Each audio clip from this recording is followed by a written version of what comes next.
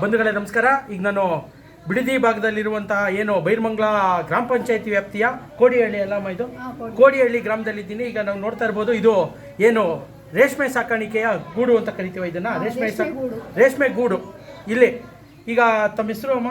ವರಲಕ್ಷ್ಮಿ ಅಂತ ಸರ್. ಈಗ ನೀವು ಎಷ್ಟು ವರ್ಷದಿಂದ ಇದನ್ನ ರೇಷ್ಮೆ ಸಾಕಾಣಿಕೆಯನ್ನ ಮಾಡ್ತಾ ಇದ್ದೀರಾ? 31 ವರ್ಷದಿಂದನೂ ಮಾಡ್ತಾ ಇದೀವಿ ಸರ್. ನಮ್ಮ ಮದುವೆಯಾಗಿ 31 ವರ್ಷ ಆಯ್ತು.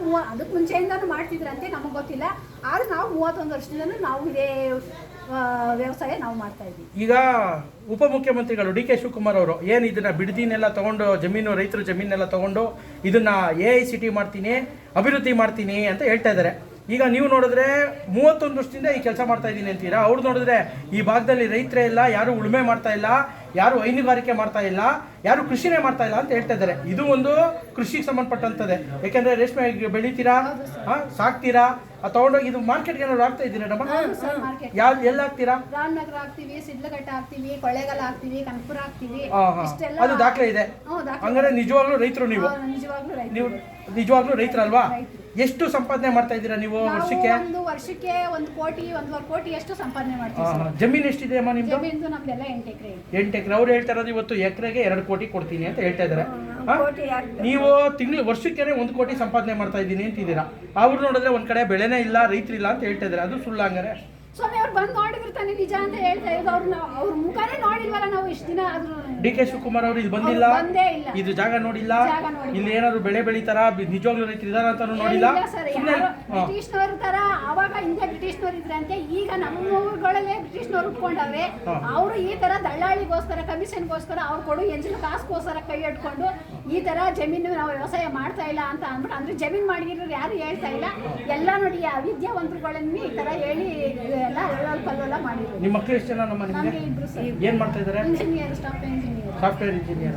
ಬಂಧುಗಳೇ, ಈಗ ವರಲಕ್ಷ್ಮಿ ಅವರು ಹೇಳಿದ್ರು 31 ವರ್ಷದಿಂದ ಇದೇ ಗ್ರಾಮದಲ್ಲಿ ನಾವು ಏನು ರೇಷ್ಮೆ ಸಾಕಾಣಿಕೆ ಮಾಡ್ತಾ ಇದ್ದೀವಿ, ಹಸುಗಳನ್ನ ಕಟ್ಟಿದ್ದೀವಿ, ಜೀವನಕ್ಕೆ ಕೃಷಿ ನಂಬ್ಕೊಂಡು ಜೀವನ ಮಾಡ್ತಾ ಇದ್ದೀವಿ. ಆ ಕೃಷಿ ನಂಬ್ಕೊಂಡು ಜೀವನ ಮಾಡೋದ್ರಲ್ಲೇ 2 ಮಕ್ಕಳನ್ನ ಸಾಫ್ಟ್ವೇರ್ ಇಂಜಿನಿಯರ್ಗಳಾಗಿ ಮಾಡಿದ್ದೀವಿ ಅಂತ ಹೇಳ್ತಾ ಇದ್ದಾರೆ. ಇವ್ರಿಗೆ ನಿಜವಾಗ್ಲೂ ಇವರ ಭೂಮಿ ಕಳ್ಕೊಳ್ಳೋದಕ್ಕೂ ಇಷ್ಟ ಇಲ್ಲ. ಯಾಕೆಂದ್ರೆ ಇವರ ಪೂರ್ವಜರು ಮಾಡಿರುವಂತಹ ಭೂಮಿಯನ್ನ ಯಾರೋ ಬಂದು ಕಿತ್ಕೊಳ್ಳೋದಕ್ಕೆ ಹೊರಟಿರುವಂಥದ್ದು ಇವ್ರಿಗೆ ಅದು ಕಿಂಚಿತ್ತೂ ಇಷ್ಟ ಇಲ್ಲ.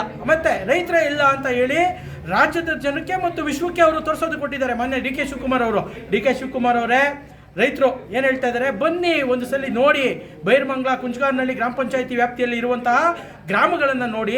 ಇಲ್ಲಿ ನಾವು ನಿಜವಾಗ್ಲೂ ಕೃಷಿ ಮಾಡ್ತಾ ಇದ್ದೀವಿ, ಕೃಷಿನ ಅವಲಂಬಿತವಾಗಿ ನಾವು ಜೀವನ ನಡೆಸ್ತಾ ಇದ್ದೀವಿ, ನಮ್ಮ ಮಕ್ಕಳನ್ನು ಓದಿಸಿದ್ದೀವಿ, ನಮ್ಮ ಮುಂದಿನ ಪೀಳಿಗೆನೂ ಈ ಕೃಷಿ ಚಟುವಟಿಕೆಗಳಲ್ಲೂ ಭಾಗಿಯಾಗುತ್ತೆ, ಇದು ನಮ್ಮ ಜಮೀನು, ನಮ್ಮ ಹಕ್ಕು, ಈ ಭೂಮಿಯನ್ನು ನಮಗೆ ಬಿಟ್ಕೊಡಿ ಅಂತ ಹೇಳಿ ಕೇಳ್ತಾ ಇದ್ದಾರೆ. ಸುಮಾರು 15 ತಿಂಗಳಿಂದ ಈ ಭಾಗದ ರೈತರು ಹೋರಾಟವನ್ನು ಮಾಡ್ತಾ ಇದ್ದಾರೆ. ಆದರೆ ಡಿ ಕೆ ಶಿವಕುಮಾರ್ ಅವರು ಯಾಕೋ ಒಂದು ರೀತಿಯ ಹಠಕ್ಕೆ ಬಿದ್ದು, ಇಲ್ಲ ನಾನು ಇದನ್ನ ಟೌನ್ಶಿಪ್ ಮಾಡೇ ಮಾಡ್ತೀನಿ.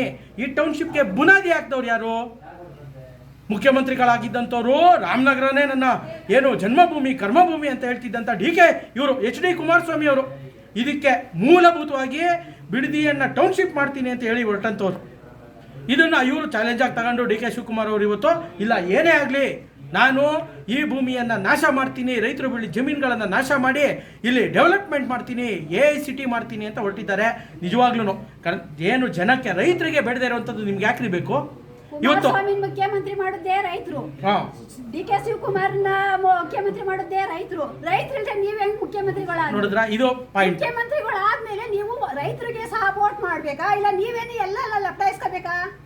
ಈಗ ನಿಮ್ಮ ಮನಸ್ಸಲ್ಲಿ ಏನಾರ ರೈತರಿಗೆ ಒಳ್ಳೇದು ಮಾಡಬೇಕು ಅನ್ನೋ ಅವಕಾಶ ನಿಮ್ಗಿದ್ರೆ ನಮ್ಮ ಭೂಮಿ ನಮ್ಗೆ ಬಿಟ್ಕೊಟ್ಬಿಡ್ರಿ. ನಮ್ಮ ಭೂಮಿ ನಮ್ಮ ಎಲ್ಲ ಸಾಪ ಹಾಕಲ್ಲ, ನಮ್ಮ ಭೂಮಿ ನಮ್ಗೆ ಬಿಟ್ಕೊಟ್ಬಿಡ್ರಿ, ಅಷ್ಟೇ ಸಾಕು. ನೀವು ಅಷ್ಟೇ ಕೋಟಿ ಕೊಟ್ಟಷ್ಟು ನಮಗೆ ಸಮಾಧಾನ ಆಗುತ್ತೆ. ಆಯ್ತು.